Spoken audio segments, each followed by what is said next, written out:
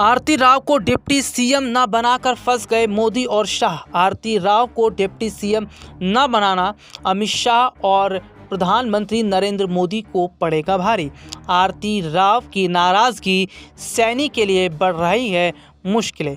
दरअसल हरियाणा में भारतीय जनता पार्टी की सरकार तो बन गई, नायब सिंह सैनी को मुख्यमंत्री भी चुन लिया गया, लेकिन ऐसे में बड़ी खबर आरती राव को लेकर सामने आई है, जिसे ध्यान से सुनिएगा।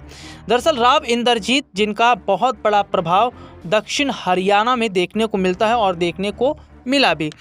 अहिर वोट बैंक जिस तरीके से भारतीय जनता पार्टी को पड़ा और अहिर वोट बैंक का बीजेपी को इतने बड़े स्तर पर सपोर्ट करना, ये माना जाता है कि इसका सबसे बड़ा जो श्रेय है वो राव इंद्रजीत को जा रहा है। और राव इंद्रजीत ने भारतीय जनता पार्टी को अपना खेमे का वोट दिलवाने में पूरी ताकत लगा दी थी, जिसका फ़ायदा बीजेपी को चुनाव में मिला।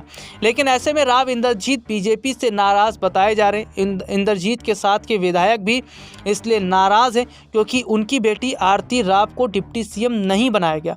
राव इंद्रजीत इस कोशिश में लगे थे कि उनकी बेटी आरती राव को डिप्टी सीएम बनाया जाए। हालांकि आरती राव को जो जिम्मेदारी कैबिनेट के अंदर दी गई है उससे वो खुश बताई जा रही हैं, लेकिन ये केवल ऊपरी बातें हैं।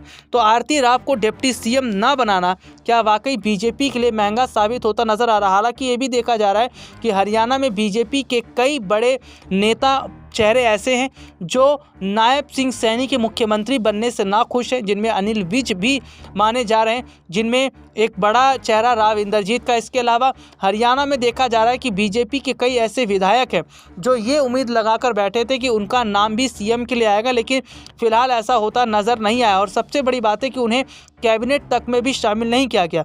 कई विधायक ऐसे हैं जिनकी नाराज़गी खुले तौर पर देखी जा रही है, इस वजह से कि उन्हें कम से कम कैबिनेट में जगह तो दी जानी चाहिए थी। लेकिन बीजेपी ने जो फैसला आनन फानन में लिया है और कई विधायकों को कैबिनेट में जगह ना देकर क्या अपने लिए मुश्किलें खड़ी कर ली हैं।